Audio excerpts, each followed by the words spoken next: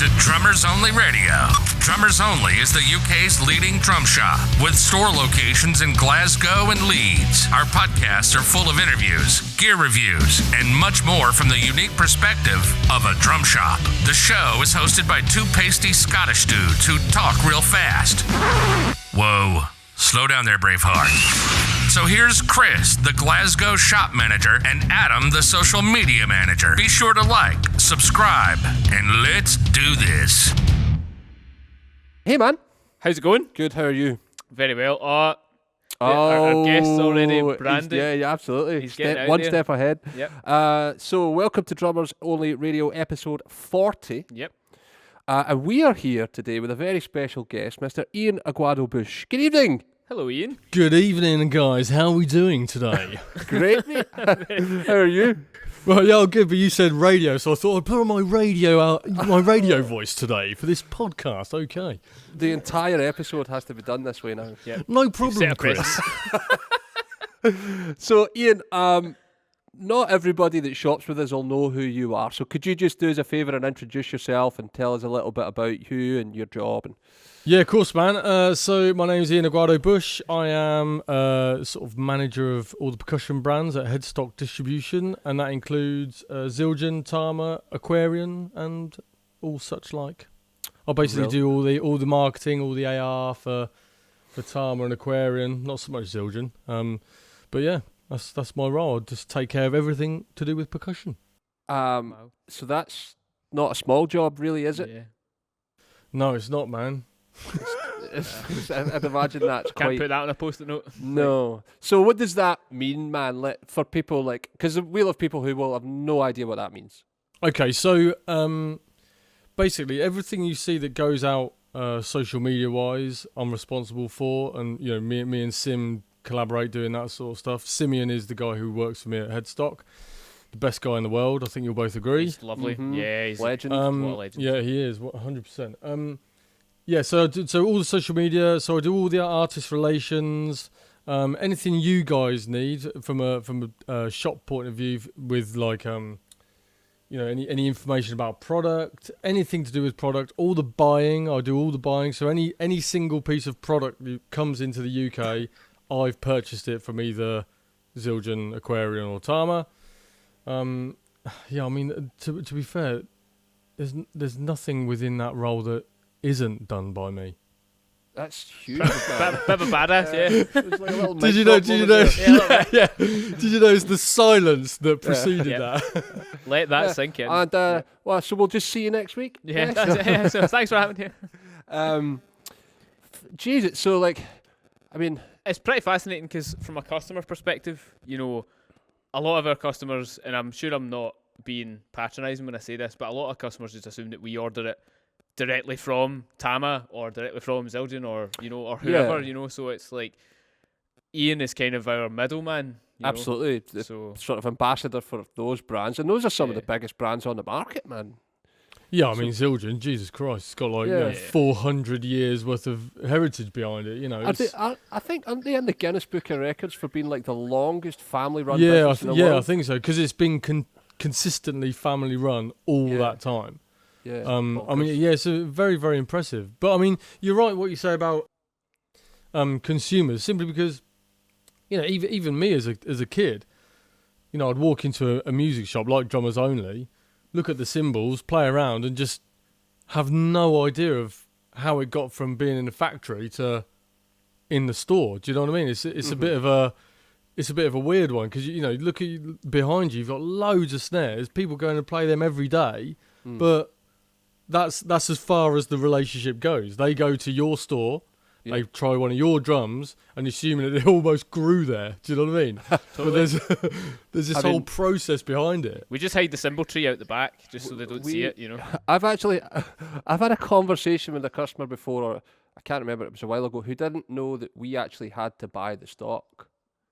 Oh, He really? thought- he thought that the stock just arrived and it was dealt with sort of after the fact. He didn't realise that all the stock that's in here, we actually physically have to buy. He had no idea that Yeah, it's crazy that, and this is what I mean when I say people won't have any idea what you do. Some of them literally have no idea that happens. Yeah, Because that's even a process. they don't have to. They don't need to know Yeah. that. No. Because their relationship, like I say, their relationship is with you. It's not with me. Mm-hmm. But I think it's kind of one of those things that I wish more people did know, because even for you guys, the amount of work that goes, there's an SLP aluminium or sonic steel drum behind you.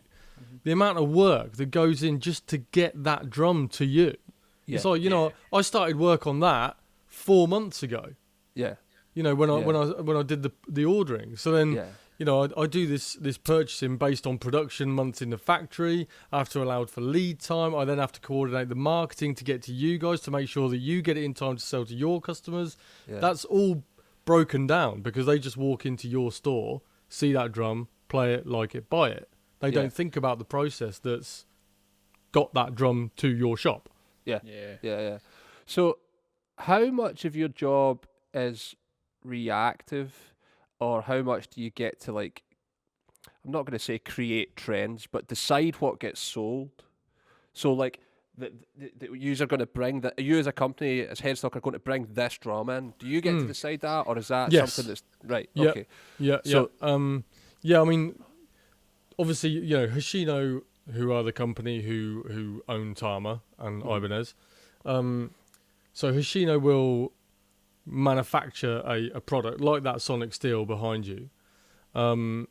They'll present it to us, and then that's it. We're off. It's like, okay, this is what we've got.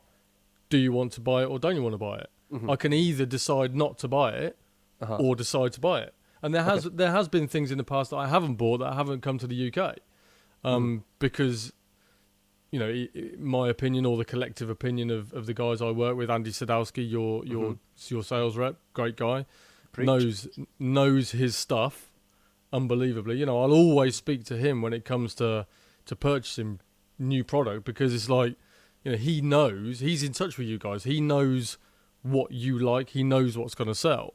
Mm-hmm. But yes, it's one of those things that you never get it right. It's just varying degrees of wrong. Do you know what I mean? I was going to ask you that, like, what, when you're talking about buying gear, has there been gear that you've bought that's maybe surprised you by its either success or even lack thereof? Mate, 100%. There is one line of product. I'm not going to say what it is. There's one line of product that I bought in the abundance, and it just hasn't sold through. It's just been a complete failure. Wow. Do you know what I mean? And, you're kind of left with a warehouse full of gear that you can't sell to your dealers because no consumers are buying it or even asking for it. So, you do get it tremendously wrong sometimes. And that's it's all part and part. I mean, it will sell. Without a doubt, it will sell. We can have it for... I mean, I remember when I started at Headstock, there was some drum kits in the warehouse that they'd had for like 10 years. So, I mean, that just hadn't sold. So it does happen sometimes. But then again, the other end of the spectrum, you'll get a new product release like the K Suite range that's recently come out. You guys have had some of those cymbal sets, the brand new cymbal set. I bought a ton of them. Well, they dropped and went. I should have doubled, probably tripled what I ordered, but you never quite know. So you got to kind of hedge your bets where you think you're most likely to get some sales. But coming back to your original question, do I have a say in what we order and make into trends? Yes, we do. I mean, I think one of the proudest moments so far with Headstock is the walnut birch. I knew from the get-go that was going to be a monster.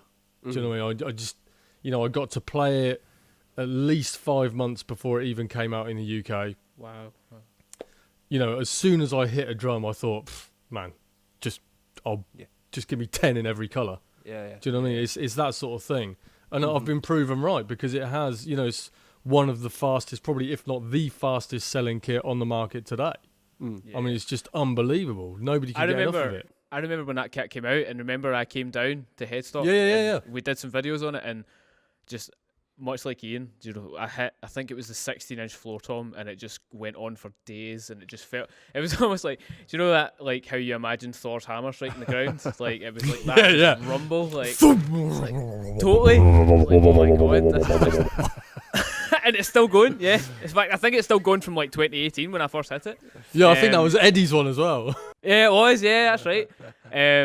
And it was just phenomenal. So you're totally right. Like it's just, those kits are just amazing. Do you think that's got anything to do with like music of the time that's hip, or like you mentioned, Eddie, guys that are playing it, or do you think it's just sometimes it just get it right? Do you know what? I think it's more often than not a bit of both. Right. Do you know what I mean? If you get the right guy playing the right kit or cymbals at the right time, it's it's a match. I mean, Eddie was perfect for that kit. Mm-hmm. He was hot at that moment. There was a lot of stuff going on with his members' site. He was doing a lot of clinics. It was just perfect. And when we go, mate, I mean, even not even necessarily drums, like the PST 13.7, mm-hmm. the Starphonic drum, steel drum. Mate, we've sold so many off the back of him. It is unbelievable. So, equally, coming around slightly to a different point, when we're talking about Eddie in particular, getting the right artist as well to push the product. He's young, he's hip, as you say. He's cool. He's a very, very, very good player. No ego, so it makes him very approachable. Got time for his fans and the public and all that sort of thing. He's done some massive gigs, and I think if I look at when I gave him the PST 13.7, mate, I could almost track a spike in orders and sales. It was a phenomenon. It's unbelievable. It's pretty amazing. I don't know that people realise just how valuable a guy like that can be to both brands and shops. Yeah, I mean, brands, shops, even social media, man. Mm-hmm. Do you know what I mean? Like, if he puts something else on that, I remember he did a video for me once on that particular snare drum. I'm sorry, this is going away from the Walnut Birch, but we'll come back to it. But he did a like a rudiment video on that, and it was the most viewed video we or Tama US had ever had on a video. It was just ridiculous. So yeah. The power of an endorser and the correct product in the correct setting, which is what you originally asked, is gold. That's amazing. It's amazing. You kind of spoke about it briefly there, Ian, about endorsements. Can you, now as a shop, I mean, I'm sure you get this a lot, being A&R. Oh, there we go. He sat back in his chair. you said A&R. I've switched off. I switched. Oh no. Can you do this without ranting? Yeah. So go on. I mean, what's the question? Well, I really want to know. Can you talk to us about the realities of an endorsement? Because we get conversations about this. I mean, especially when the shop was open, we got conversations about this almost on the daily. In what sense? We've had customers come in and like, can I get an endorsement in sticks because I don't want to buy them anymore? Brilliant. Brilliant. So like. Or I've had like conversations like, I just keep breaking all my cymbals. This won't be a problem when I get an endorsement. And it's like, yeah, it's one of those. It's one of those things, man. It's like some people get it really right. Do you know what I mean they don't expect anything. Generally, 9 times out of 10, these people are the ones that have already invested in the gear. Mm-hmm. So my most favourite people, my most favourite artist endorsement seekers, if you like, they're the people that come to me and say, "Hi Ian, just wanted to introduce myself. I've been playing Tama for 7 or 8 years. Bought my first kit way back when. I've just bought this kit as well. Not expecting anything. Just wanted to let you know that I exist. Go and check out my Instagram. Here's a couple of links. If there's ever any opportunity where we can work together, that'd be great. Thanks for your time. See you later." Mate, when I get one of them, it's like, do you know what I mean? It's just amazing. Yeah. But then you get the people on the other side of the coin and now I've got some stories, man, believe me, about endorsement requests. Here's a great one. I get into my office one day, open my emails, and a guy's written me an email saying, "Hi, yeah, I'm doing this, I'm doing that. I'm on the best thing since sliced bread. I really want to play your drums. Dear, to whom it may concern, insert name. I really want to play your drums. No specifics. Yep. Instantly a red flag. Well, not only that, mate. If you're gonna do that, that's fine. If you want to throw out that sort of email, that's fine. But at least take so and so at Natal at .co.uk, so and so at pearleurope.co.uk, so and so at Ludwig. Take all them off of the CC. Yeah. He'd left them all in. Oh no! Do you know what I mean? So I just replied to all. I replied to everyone saying, "Mate, if you don't really want to play Tama drums, don't play Tama drums. Do one." Oh yeah. Do you know what I mean? It's just. Sometimes even it's you the guys are harsh dose of cringing. reality. Yeah, totally. You're right. Man, it's just. It's exhausting. Yeah, and that's what I think. That's what people really need to understand is that I think that an endorsement swings both ways. You have to endorse them for them to endorse you. Yeah, for sure. You have to love what you want to play. Otherwise, what's the point? Because no one's getting free gear now, really. Well, this is a common misconception, man. Chris, you've hit the nail on the head, mate, because I think there's a lot of, should we call them up-and-coming artists, who still think it's like, even 10 years ago, do you know what I mean, when people were getting free gear, when there was more money in the industry, they just assume that an endorsement equals free gear. Mate, you're not Michael Jordan. Do you know what I mean? It's, we don't live in that world where there's millions of pounds flying around for us to just spaff out gear left, right and centre. Yeah. It doesn't happen. No. If you want to... Go on. I was going to say, even guys like Michael Jordan are not thinking about endorsements. They're thinking about the game. Yeah. All he wants to do is play basketball at the best level. Yeah, absolutely. And I think, it's there's one artist in particular, a guy called Matt Brooks. He's a Tama guy and a Zildjian guy. He plays for Ray and loads of other people. He is someone who hasn't got the biggest online following at all, but he's invested in the brand time and time again. So whenever I get an opportunity to, even though he's not, like I say, he's not, your Eddie Thrower or your Jack Bevan or your Matt Nichols, I always try and help him out and, give him a snare here and there or, give him a pedal or, try and help him out because he's just a really, really lovely guy and he's invested in the brand. Yeah. Of like the last 10, 15 years probably. Yeah. It's not like the last 18 months he's decided to play Tama. He's probably played them in his entire life.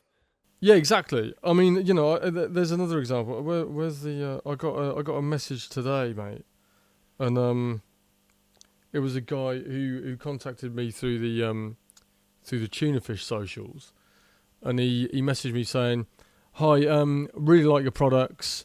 Just wanted to talk to you about an endorsement, and is if there's any chance of you sending me some product." So I replied with, "Mate, go to the website, buy some product." Try it out, see if you like it, and then maybe we'll talk about an endorsement. Yeah. But I mean, it's just, it baffles me. I mean, endorsements are one of those things, mate. I could talk all day about them. Yeah. Because they're one thing that you have to get right.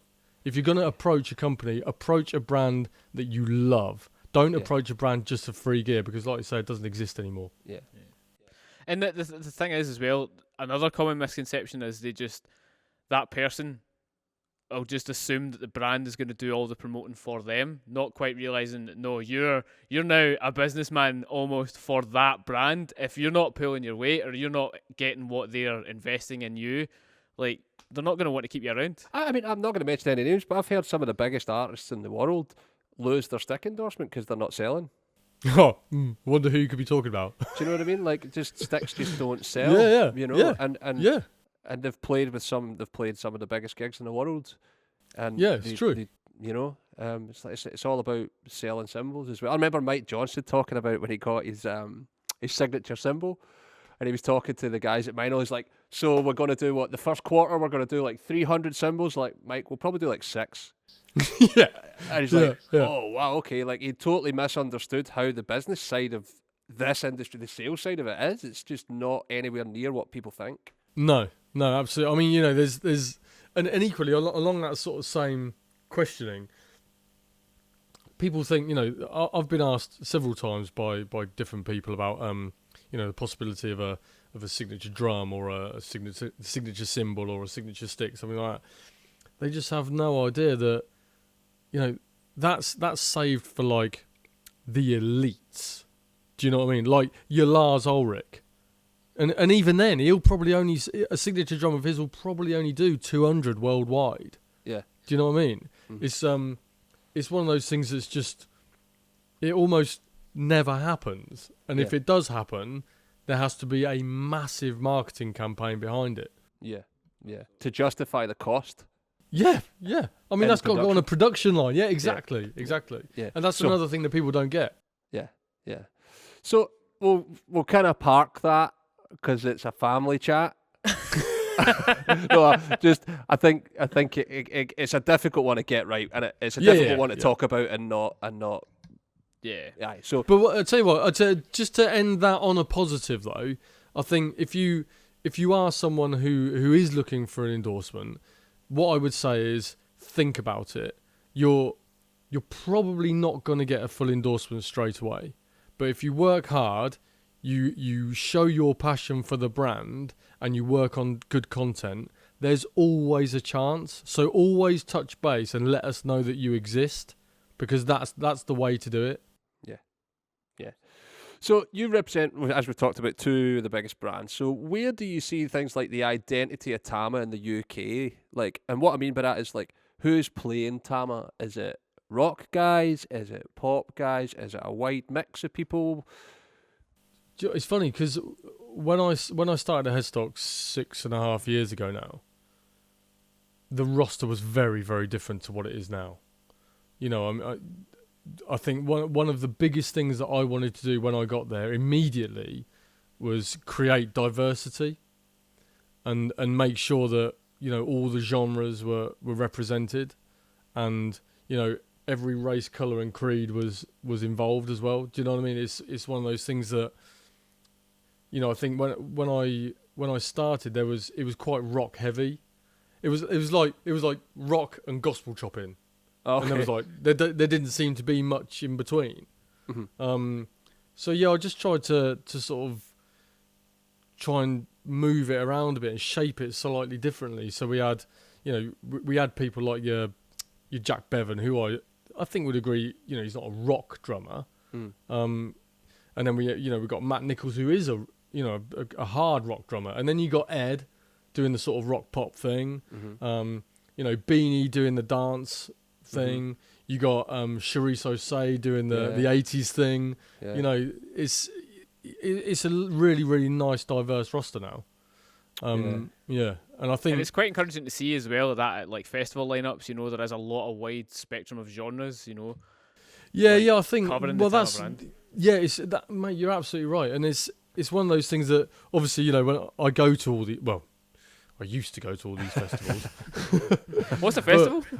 Yeah. What's a gig? No, let's not get dark. But yeah, so, you know, I'd go on the like the Reading and Leeds festival flyer, and it'd fill me with an immense amount of pride to go tick, tick. Yeah, that's one of mine. You know, and all the time thinking, yes, at least I know I'm in all 3 days. I mean, guys like Jeremy Stacey, and Noel Gallagher's just put out a big shout about that kit, eh? Mm-hmm. Yeah. So, you know, thanks to my very, very dear friend Jeremy Stacey, who is, and he won't mind me saying, the most annoying artist in the world. And he won't mind me saying that because we have a very, very good relationship. We've got, you know, he's answered the phone to me on a FaceTime, and, you know, it's been his nipple. and stuff. And Amazing. you know, we've had some very, very strange encounters. But yeah, so he got a new Star Walnut just over a year ago, and then Noel said to him, "What the hell's that kit? I want one." So we got Noel a kit. That's bonkers. Yeah, it was a Star Walnut kit, and Noel gave it a shout out, and man, yeah, it's insane. Yeah. Just off the back of that, what's some of, when you're talking about like artists sometimes being annoying or not, but like what's some of the strangest requests you've had from artists, you know, about kit specs? Nothing really strange. I mean, Drew Michael for Sam Fender, just done a gold album, so I just want to drop that one in there. Just saying. About to go platinum. What? What? Don't trip on that. yeah. Sorry. But yeah, so Drew is one of those that, you know, he's got like his setup is a 22 18 12 10 15 15. Oh, wow. Do you know what I mean? It's like, oh man, just go for a 16 16 so it's not a custom build. Do you know what I mean? Like, you know, we sell a shell pack in those sizes. Just get the shell pack, man. Just save yourself some hassle. We've probably got one in the warehouse, but oh no, he wants the 15 15 floor tom. So yeah, yeah. So you know, it's you know, sometimes you get one like that, but I guess not many kit requests. I've had some odd requests for, like, you know, videos and you know, for videos and things like that, and you know, kind of literally down to the wire moments where, you know, I remember Jack Bevan from Foals. He messaged me. It must have been about 2 or 3 o'clock in the morning our time, and he said, "Oh yeah, Ian. We've decided to do a video tomorrow. Is there any way we can get a kit?" And I'm like, yeah. You know, where do you need it? Sao Paulo. Whoa. Huh? What? Like, so how long have I got to do this? And he said, well, we're going to start shooting about 6 o'clock tomorrow. And so this was about 13 hours I had to get this, you know, from 3 o'clock in the morning my time to 6 in the evening his time. I had about 13 hours or so to sort this piano black 3-piece kit for him in Sao Paulo. That was an odd request. Did you do it? How on earth does, like, how does that even, like, well, do you know talk what, us through the process? Okay, well, talking about artist relations and what it takes to be an artist relations guy, it's exactly that. It's being able to be at the end of the phone and sort a problem for one of your artists at any given point. You know, I mean, you know, Jeremy will know because he phones me all the time. My phone is always on. You know, to my artist, my phone is always on. And it's because, you know, you never know what's going to happen. You never know what they're going to need, where they're going to need it. And it just so happened that this day, you know, Jack needed a kit in Sao Paulo in 13 hours. So fortunately, I know the distributors over there. So I got straight on the email, and by the time I woke up in the morning, the kit was already on its way. Amazing. Wow. You know, so it's and it, you know, that kind of helps as well. It's all about relationships, making sure that, you know, not only with you guys, because obviously, you know as well as I do that we maintain a great relationship. Chris, you know, I've known you for years, and we've always had a, you know, decent relationship. We went to Boston, man. Yeah, I know, man. Tell me about it. Oh. Yeah, you got sick on the bus. Yeah, I know. We'll tell that story later. Yeah. Okay, no, that's not. But yeah, so you know, it's about maintaining relationships with your stores, relationship with your artists, relationships with people who inevitably will need to help you out, and you'll have to cash in a favour at some point. So how different is the job from how people perceive it? Well, yeah, mate, massively.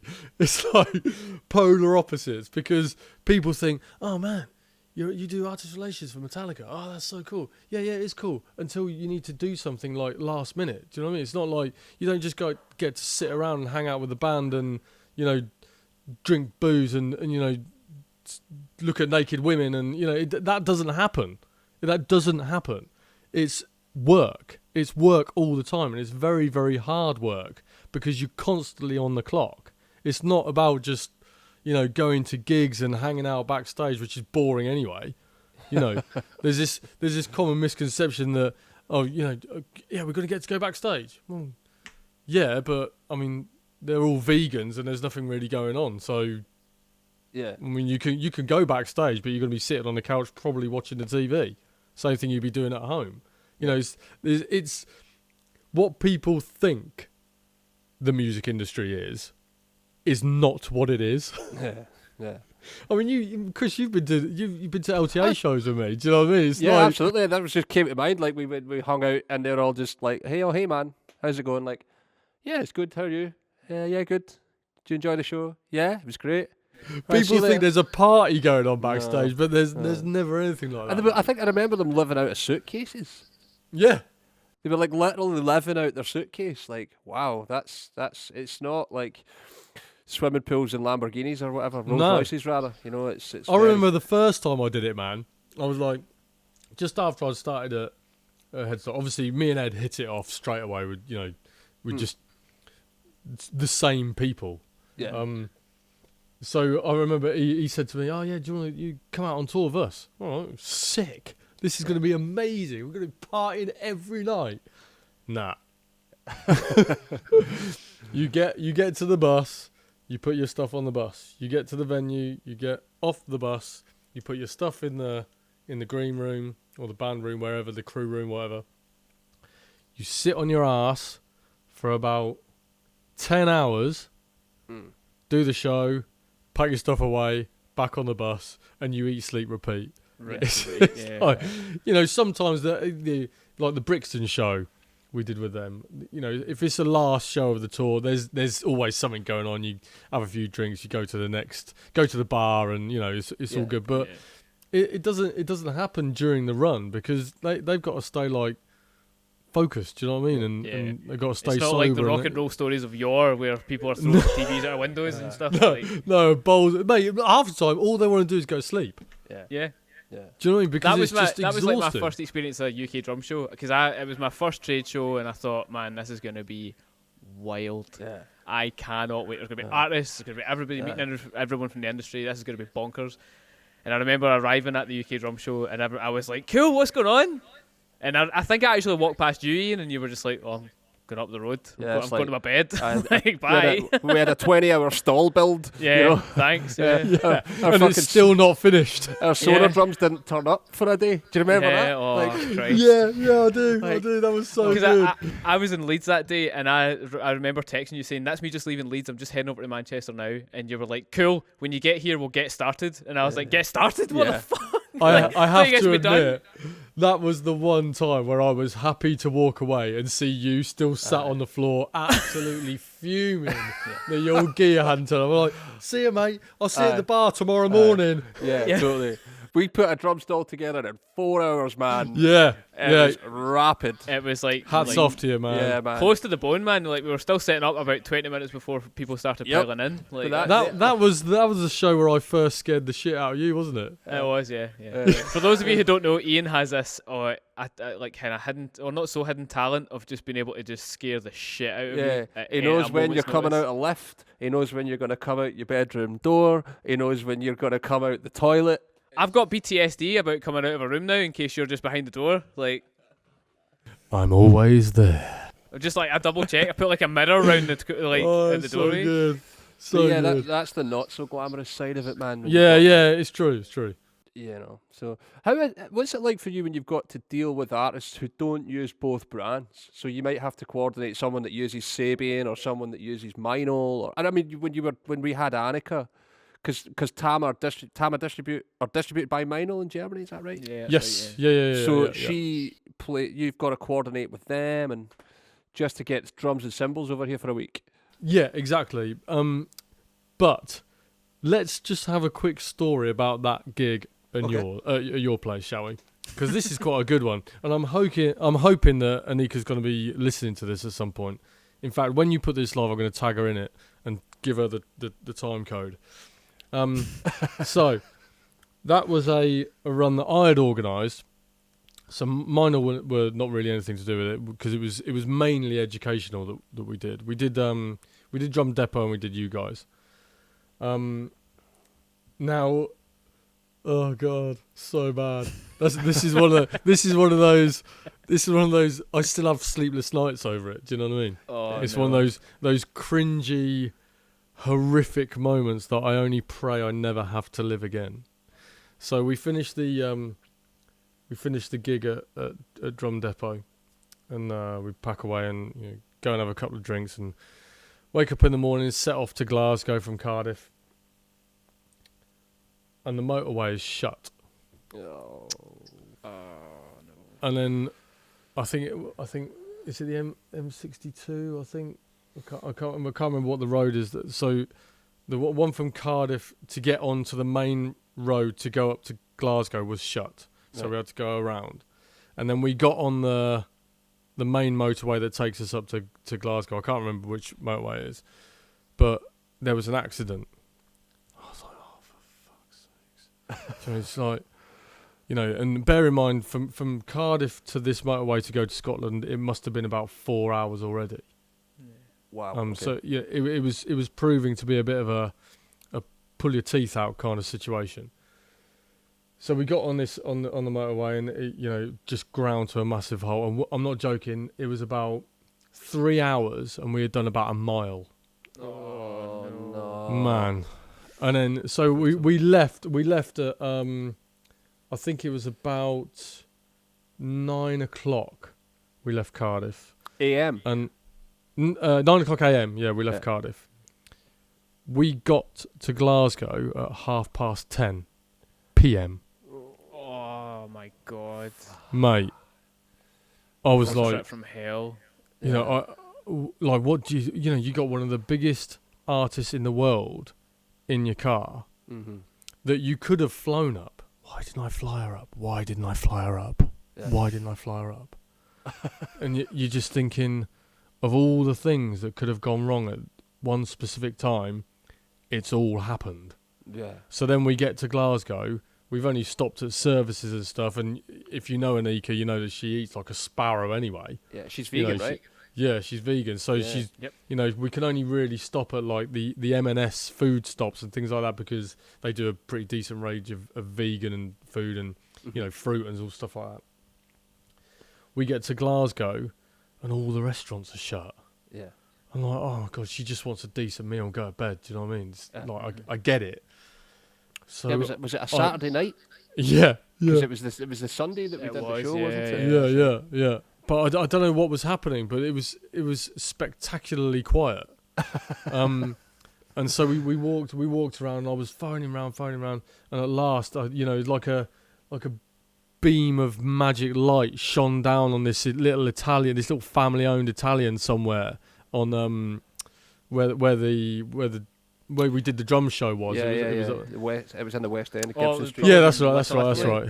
Yeah, that's right. And so this Italian was open, so I managed to get her in, and mate, it was like how somebody can go from being physically exhausted and visually annoyed to being happy. Yeah. Just like that, because they got a bit of food in their belly. Yeah. And then, now we laugh about it, and every time she comes over, it's like, okay, we'll do a show, but as long as we're not spending 13 hours in the car, that sort of thing. So, but, that is one of those occasions where it's like, oh, God damn it, man.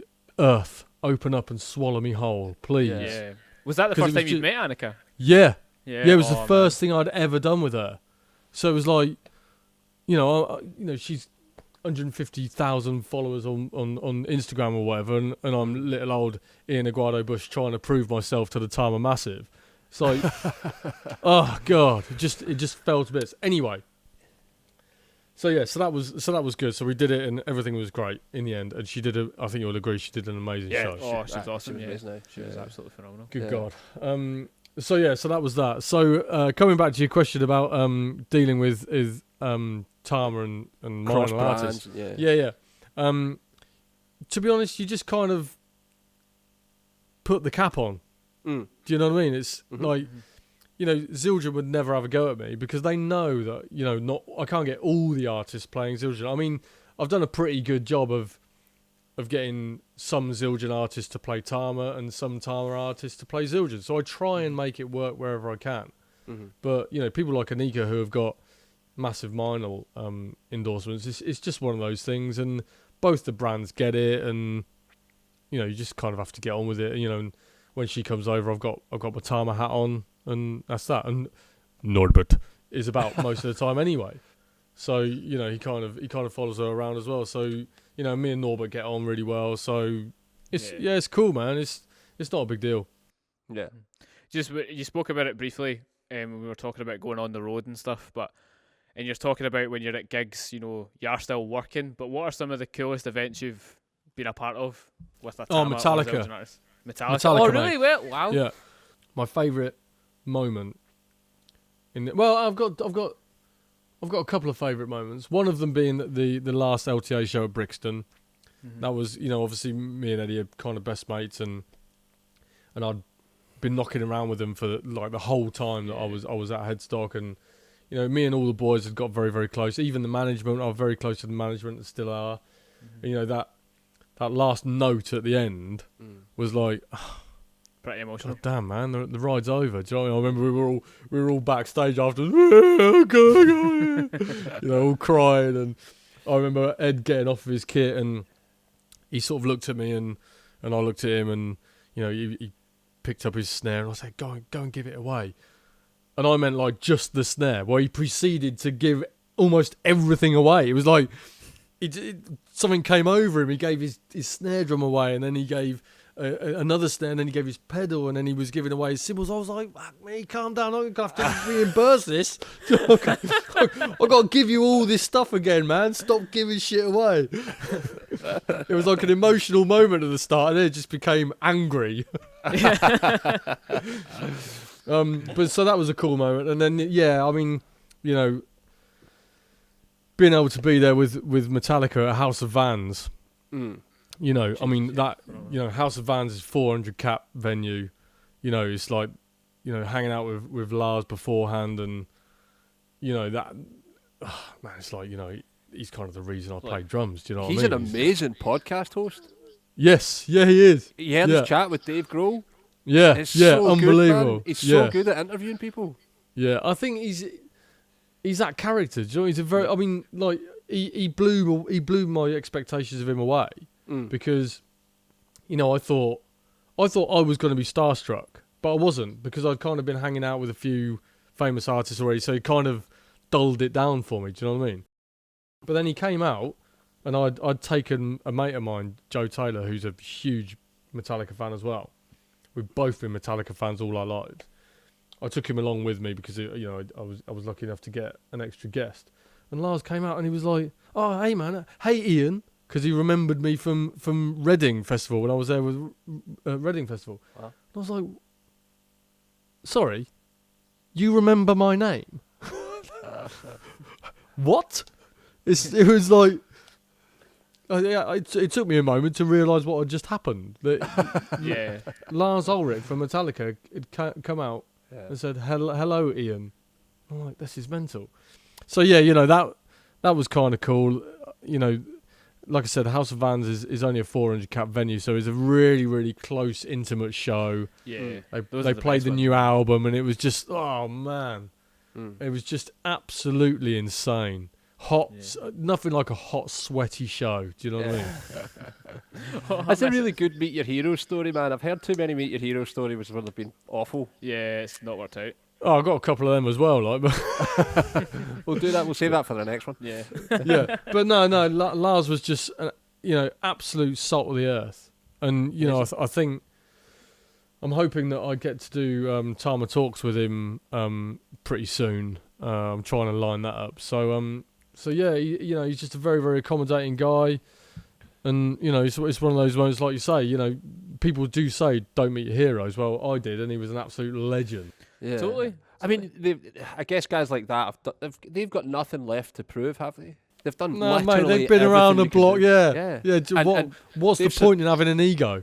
Yeah, Yeah, and they've exactly. survived the stories as well. They've had real Yeah. rock and roll stories, man. You Yeah. know, they had band members die, all sorts Yeah, of yeah, crazy yeah. stuff, man. Cliff Burton Yeah. and all that. So what else is it going to be? It's great. Yeah, you know. nothing. Yeah, I mean, there's, he's got no ego. I mean, I think that it's the same as when I met Robert Plant. He, those guys that have been around the block several times, I think people put them on this pedestal, and kind of think, oh my god. Mm. But then when you actually meet them, they're just like you and me, and it's almost like he wasn't Lars Ulrich. Do you know? That sounds kind of weird, but he was just He was a just guy another dude. saying, Like, yeah. Just hey man, how you enjoy the show? Yeah, come and say hi afterwards. And I was like, this is okay, crazy, but yeah, legend, absolute legend, lovely guy. Amazing. So you touched on it briefly there, Ian. You spoke about your Tama talks. Have you got anyone lined up that you think will be pretty amazing? I watched your one with John Tempesta, and I thought that was really great, man. That was really cool. John Tempesta, he's another legend, man. He's another one of those guys that, he's one of my heroes as well, and he was just so accommodating and so lovely that, no, I don't really want to say actually. Oh, okay. It's a really cool vibe that you're doing. It's because that's the way we're getting information to people now. Mm-hmm. Yeah.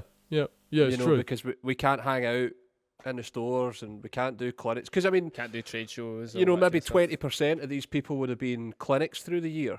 Yeah. And that would have been a whole campaign and a whole other thing. But because we can't do that, it's nice to get these perspectives. It's good to see from two brands' point of views. Yeah. Yeah, I mean, well, that's. Do you mind if we talk about the Tama Talks thing quick? Just for a bit? Go for Fine, it. No, we that's can what go we wherever you want. Tama Talks was something that, I mean, like, it's become a thing now. Do you know what I mean? It's like people know what it is, and it's really weird. And I was in my local Aldi the other day, and a guy came up to me and said hello and asked me if I was the guy who was doing the Tama Talks. I was like, yeah, and he asked for a photo, and I was like, this is mental. What is going on? But really, man, you guys know me pretty well, and you know that mental health has always been something that's really close to my heart, and mental well-being is a big part of my life because I've had my struggles with it and all that sort of thing. But really, Tama Talks came along just because I wanted to. It wasn't about the product. It wasn't about the artist. It wasn't about me. It wasn't about anything. It wasn't about growing followers. It wasn't about any marketing campaign. Nothing like that. It was just something to try and give people something to look forward to at the end of each day. Mm-hmm. If I can think that somebody has got to the end of that day during this god awful time that we're living, where so many people are struggling with their mental health.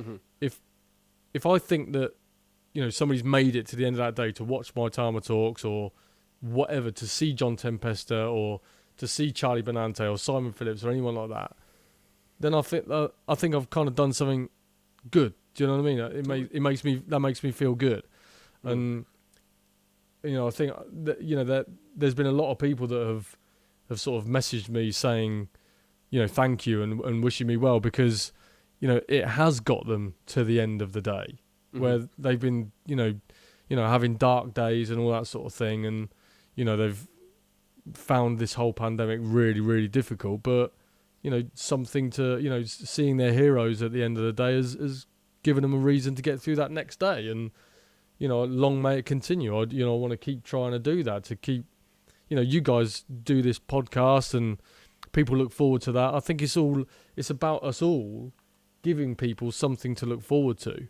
because there's so much negativity all the time. You're consumed by negativity all the time. Everything you read in the news, everything that comes up on your phone, it's all negative.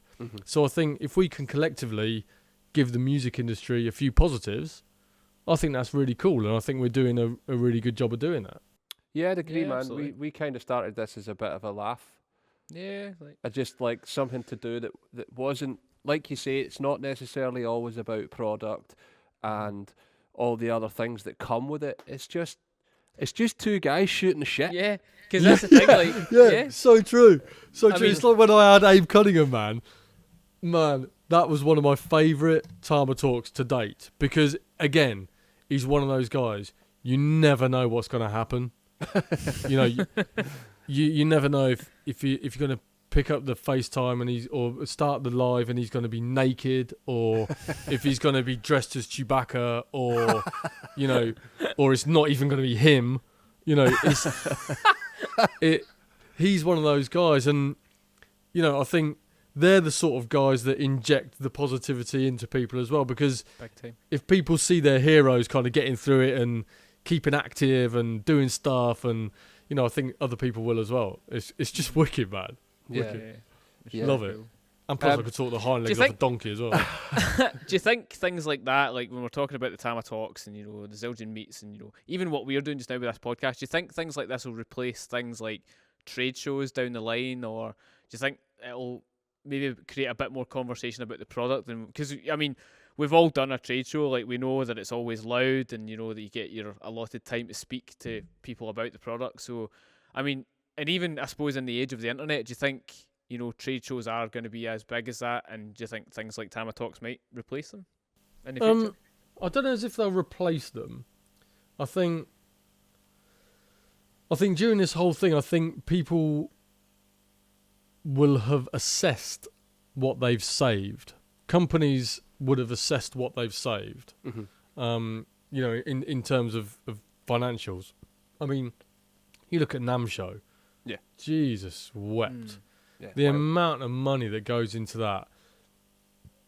I think brands like Zildjian, like even like Laney, like Tama, like Aquarian, like Pearl, whoever they are, I think they'll probably look at that and think, right, hold a minute, so that booth has just cost me 120 grand, Mm-hmm. but this year I might be 20-30% down or whatever, but it's been during a pandemic, so I'm almost certain I can use that 120 grand for better things, more effective things, more sales actions, things like in that. stores, anything in store that's going to be a fifth of the price, a tenth of the price. Exactly, and I think that's really I'm speaking for them, and I, not that I shouldn't be, but they've got their own thing. But me personally, that's what I've noticed. I've noticed that I can, I've really, of my marketing budget this year, I haven't spent very much, but. I mean, look at all the stuff, all the Tama stuff that's happening, all the Zildjian stuff that's happening. Both the brands are alive at the minute, and it's cost me nothing, and it's just through doing things like this. I've obviously done a few product-based Tama talks and a few product-based Zildjian meets with dealers. Did them with yourself, with Jake. So I think people are gonna realise that there's a better, there's a cleverer way of spending their money, instead of doing these massive trade shows. I mean, I think after this, there will be another UK drum show because people are going to need it. People are going to, guys, I'm looking at you now, and I wish I was in that room to give you a hug. Yeah, do you know what I mean? It's absolutely. We're going to need that. Yeah. But I think after that, and after the dust has settled, I think people will very, very seriously assess, what they gain for those things. Because in reality, those sort of drum shows are great, but with the digital age, I can reach 10, 20, 30, 100 times more people with one Instagram post than I can an entire weekend in Manchester. Yeah, that you get very little return for financially, Yeah. I know some brands have actually stopped doing them. Yeah, and they would prefer to spend their market budget for in-stores. Yeah, definitely. I mean, you'll remember that. Where are we now? 2021, 2019. We did 2018. We had a year off of doing the shows, and that's the year we did a lot with stores. Yeah, we did the SLP in-store. Yeah. Mate, the reward far outweighed the lack of doing it. Yeah. 100%. Yeah, absolutely. It's very strange. So yeah, I think there will be more virtual events. I think, I'm currently working on something that will enable dealers to get up close and personal with the product from the comfort of their own room.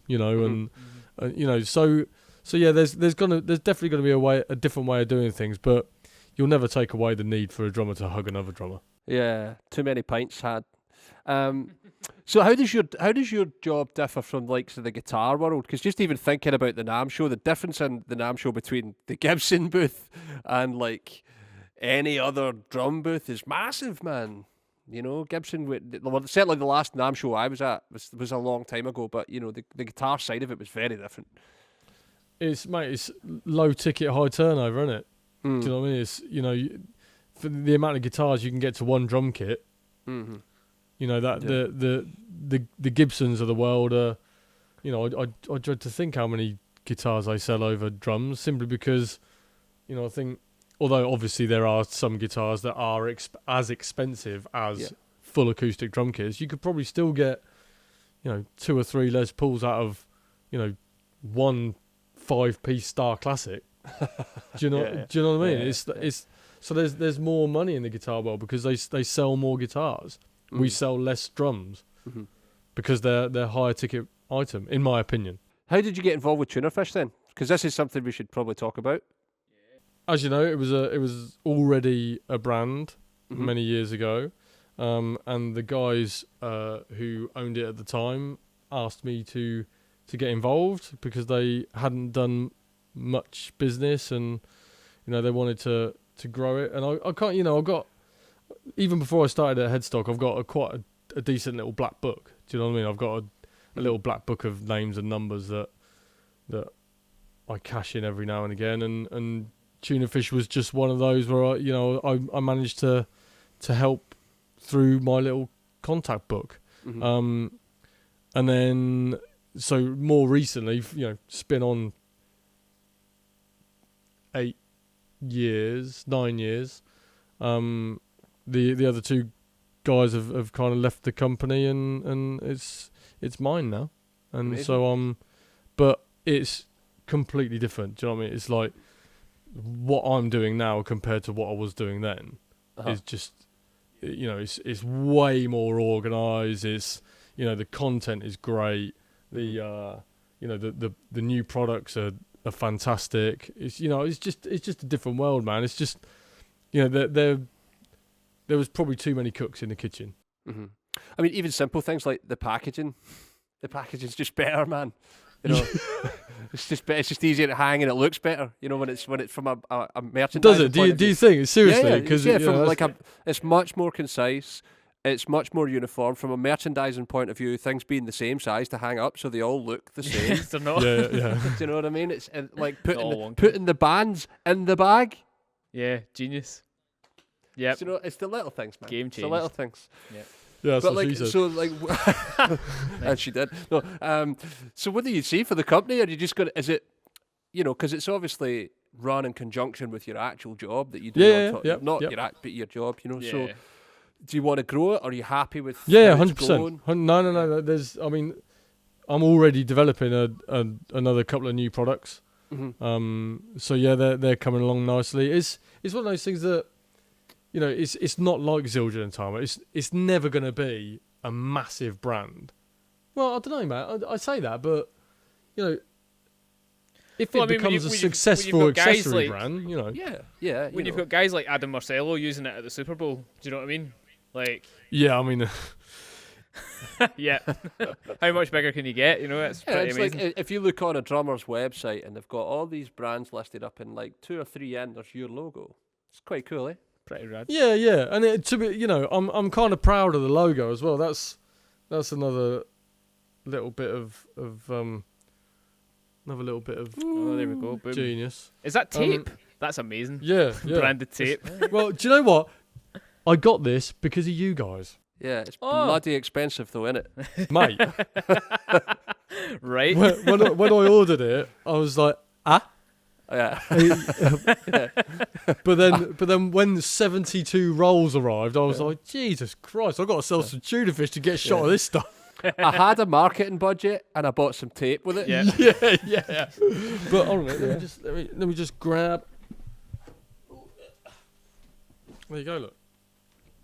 Yeah, man. Boom. Yeah, looks great. It's quite a nice little logo as well, you know. But it's and, just the whole thing looks just really works. pro. Yeah. You know. Yeah, it looks really pro. Yeah.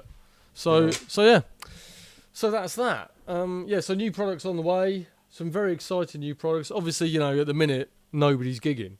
Yeah. So I get it. You know, they're not going to fly off the shelves, but you know, we're getting a really, really steady amount of orders every day.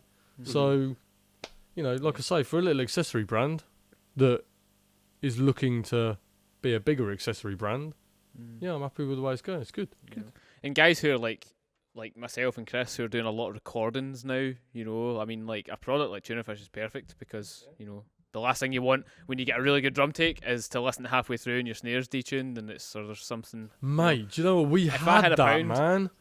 We had that at bloody another store. I won't say the name. We had that at another store. We were doing a Tama filming, and I think it was just in the nut box. There was, you know, it was an entry level kit, but you know, in the nut boxes of like rhythm mates and stuff, they've got that little plastic kind of grub Insert. washer thing. Yeah, I think it was missing one of them. Ah, no. And I had Andy Clements with me, best tech in the industry. Shout out Andy Clements. I had him with me, and it was on the snare, and every single time, every single take, we could not get it because you could hear it going. You could, it's gone. So fortunately, because this shop was a stockist of tuna fish, we got them to get a packet out and it sorted it, and we were like, yes, sick.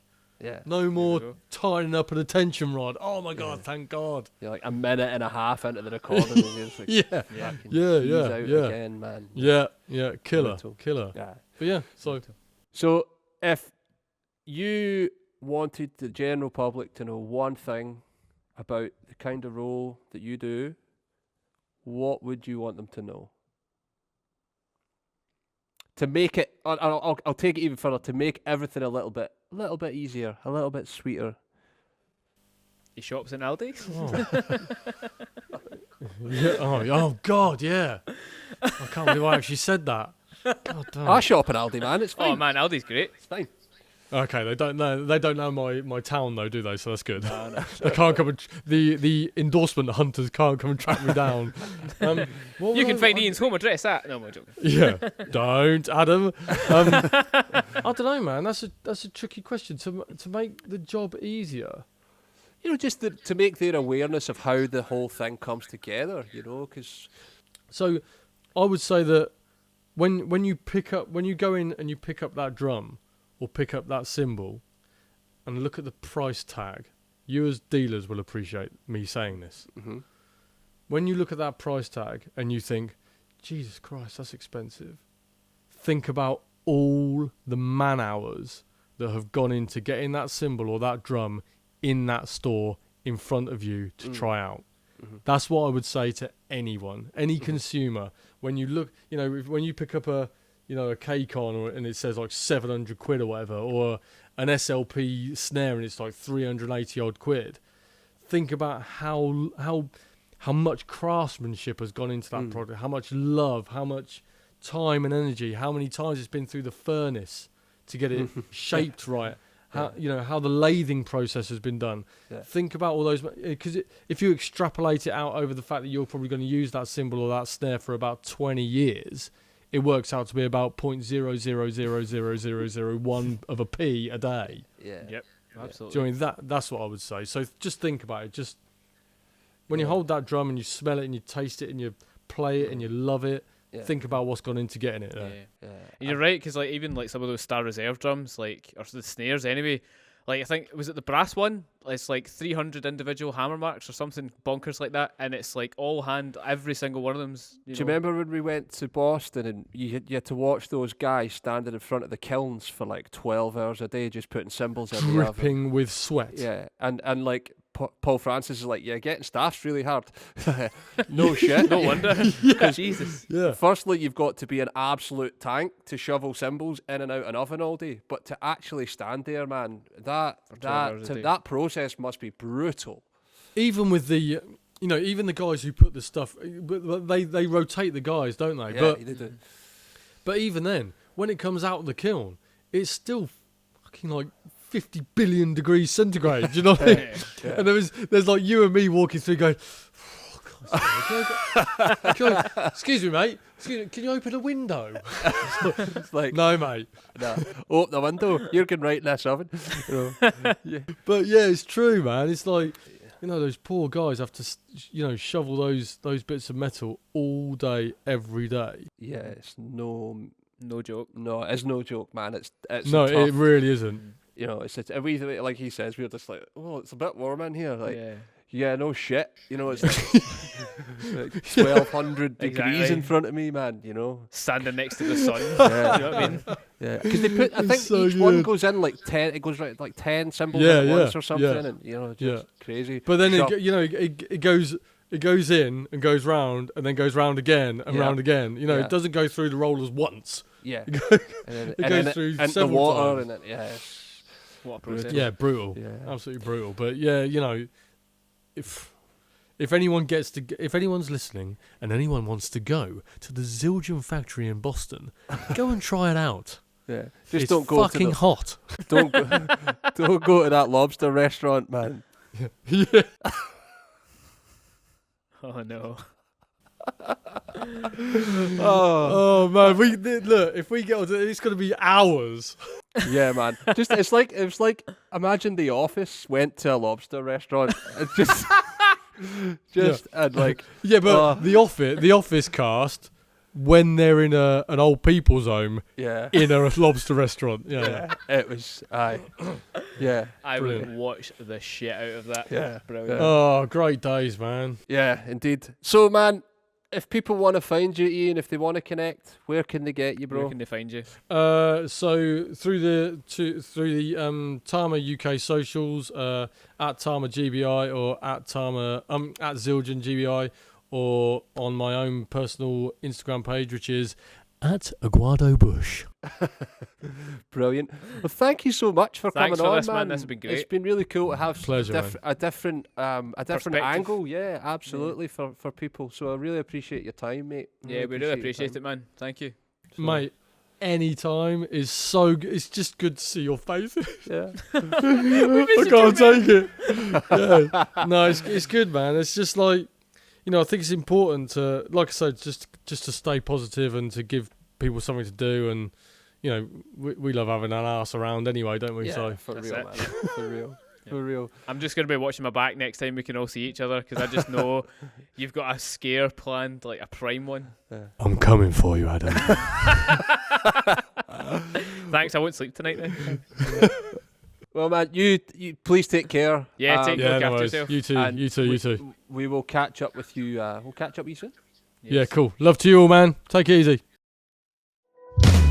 Thanks for listening to this episode of Drummers Only Radio. You can find us online at www.drummersonly.co.uk. Drop us a line. We're on Facebook, Instagram, Twitter at Drummers Only UK. Make sure you subscribe to the podcast. We're on Apple, Spotify and YouTube.